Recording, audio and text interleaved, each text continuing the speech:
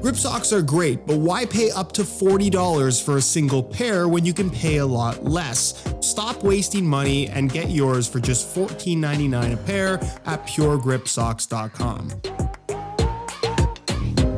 Football boots have changed a lot over the years, but if there's one aspect where I think there's been significant improvement, it's in out-of-the-box comfort. And while there's an argument to be made that there's plenty of older boots that are just ridiculously comfortable, and that hasn't really changed with all these new models, when it comes to breaking in a new pair of boots, I think that's easier than it's ever been before. Why is any of this important? Well, because today we're going to be highlighting my picks for the top 5 most uncomfortable football boots of all time. No joke, it's actually insane that people wore these back in the day, and by people I mean me. So we're gonna get right into it in just a second, but if you guys do end up enjoying the video and want to see more top 5 content on the channel, please don't forget to support this one with a like. Also, guys, we are so close to 700,000 subscribers, so if you are new here watching for the first time and you do end up enjoying the content, please feel free to hit that subscribe button along with the little bell notification so you get notified when the next new video goes live.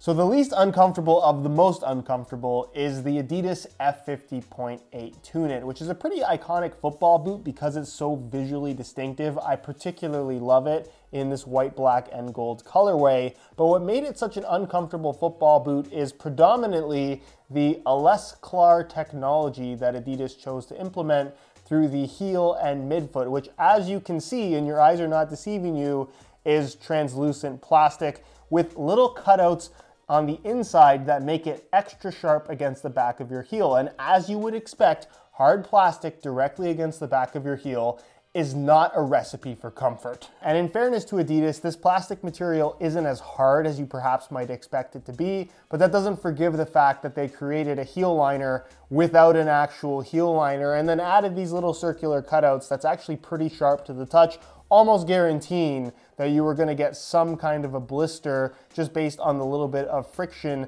against the back of this hard plastic casing. Pair that up with the F50 Tune-It system, which is kind of clunky, kind of stiff, and just not the most comfortable thing in the world. Stud pressure was a pretty common issue with these football boots, and you end up with a recipe for a football boot that admittedly looks very cool, but I don't think anybody, especially now, would think that it's a good idea to make the heel liner out of hard plastic and nothing else.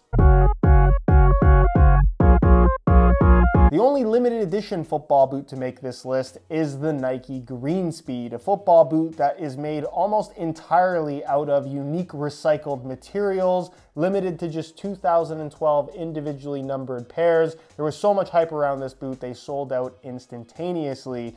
Unfortunately, anybody that actually managed to get a pair would be sorely disappointed, emphasis on sorely, because this is one of the most uncomfortable football boots Nike has ever made. Its slim mercurial-esque silhouette made for a really tight fit that would only work comfortably maybe if you had super narrow feet, because this textile material used through the midfoot has absolutely no give to it whatsoever. The Kangolite material used through the forefoot is actually quite nice. I really like how it feels, but the midfoot material is so stiff and rigid, there's just no excuse for it. And then making its return in the heel liner is the death pad material that we used to get on the Mercurial Vapor 3 and 4 that is equally as uncomfortable on this boot as it was back when those Vapors were current models. The sole plate and stud pattern I think is actually quite nice, although it just feels very stiff given how thin the upper is. It's one of those boots that when you tie them up, it feels like the boot is trying to change the shape of your foot to fit inside of it rather than the other way around, which is why I think they feel so uncomfortable. They just have absolutely no give to them, and it just feels like a stiff and rigid mess. I think we can all relate to getting a brand new pair of football boots and having them feel a little bit stiff, but as you wear them in, they soften up and just become a lot more comfortable. That sensation of stiffness was taken to an extreme that we've never seen before with the Nike Mercurial Superfly 2, as well as the Superfly 3, which is effectively the exact same boot. The only thing that changed, you can see how the lacing system goes on the Superfly 2. On the 3, they added an additional lacing position at the top area of the boot and then some additional Flyknit to support that extra lace hole. And for whatever reason, the Tahitian synthetic on the Superfly 3 does feel that little bit more flexible, but nonetheless, both of these boots are ridiculously stiff. When you put these on and tie the laces tight, it is remarkable at how little flexibility this upper has. And the reason for that stiffness is difficult to see on the CR7 colorways because they're covered in safari print, but on this launch purple and orange color, you can see the fixed flywire cables that run from the base of the sole through the upper directly into every single lacing position, and you have that on both the lateral and medial side. Pair that up with the Tahitian synthetic at the time from Nike, which at the time was widely regarded as really one of the best options as far as a barefoot feel is concerned. But if we compare this to the Mercurials of today, this material is 2, if not 3 times thicker without any flexibility whatsoever. When you tie the laces tight and tension is put on those cables, this upper has literally no give to it. This is also part of the reason why the hot water trick became such a popular thing, because these Mercurials were so incredibly stiff and you needed legitimately a bunch of heat by way of hot water to make them even bearable, at least for most people. Blisters were almost a guaranteed thing. Foot cramping was guaranteed to happen, and it's just one of those football boots that, as cool as it was, as high-tech as it was, as popular as it was, it's just very, very uncomfortable. Oh, and did I mention the retail price on this is $400 US. You heard that right. Back in the day, people were paying $400 for the most uncomfortable football boots on the market.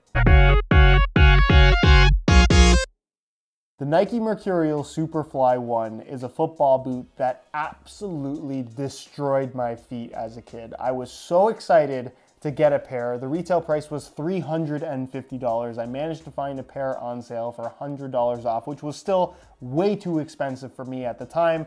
I didn't care, wore them straight into a training session in the middle of winter in Canada. It was like -6 degrees or something like that, and it ended up with horrible blisters on both of my feet and 2 black toenails. It just was the worst experience I've ever had in a pair of football boots. They feel like rigid plastic, similar to the Superfly 2 and 3. The fixed flywire cables running through a thinner Tahitian synthetic upper felt even more rigid and more plasticky, and just it bit into your foot. There's no other way to describe it. The material was so thin you could feel the individual flywire cables, and they were borderline sharp.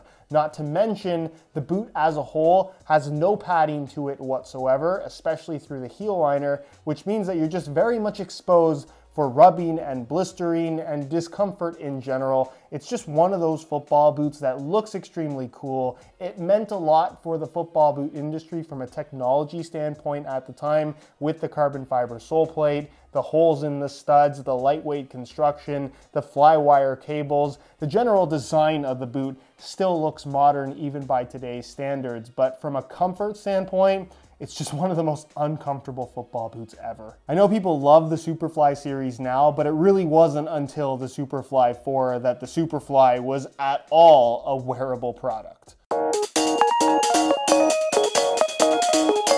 And then finally, at the top spot, I couldn't decide on one, so I picked 2, especially given that they are both uncomfortable for the exact same reason.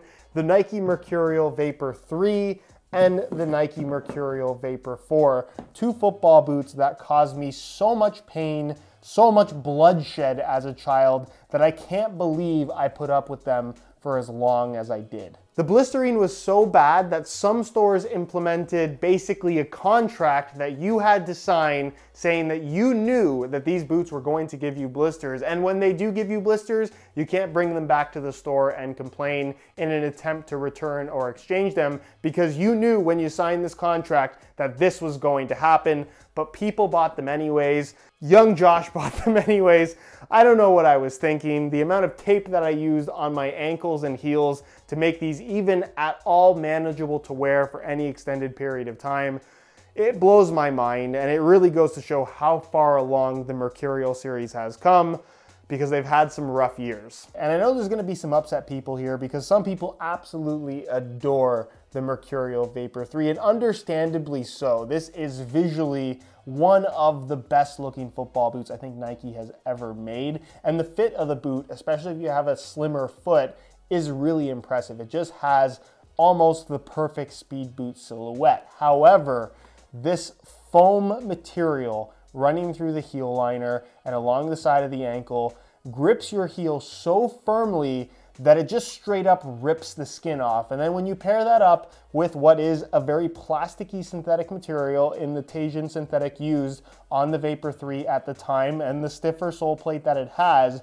every time you step, you can feel this foam material biting into the back of your heel and eventually leaving a blister and eventually causing you to bleed. Now on the Vapor 4, they tried to improve the comfort of the boot to some extent by limiting that foam material to just either side of the ankle rather than directly at the back, but it didn't matter. It had the same effect. It tore through your skin and just shredded the heels on your foot. It's one of those football boots that you kind of had to get blisters and let them heal in order to have them be wearable at all, but it was almost a guarantee that you were going to get blisters again anyways. Some people wore these and didn't get blisters at all. I never understood those people, but I think most that had these boots, and certainly most that would put these on their feet right now, would agree that this is an incredibly uncomfortable pair of football boots. And there you have it, folks, the top 5 most uncomfortable football boots of all time. Do you agree with my list? Are there any other football boots that you wore that you find to be incredibly uncomfortable?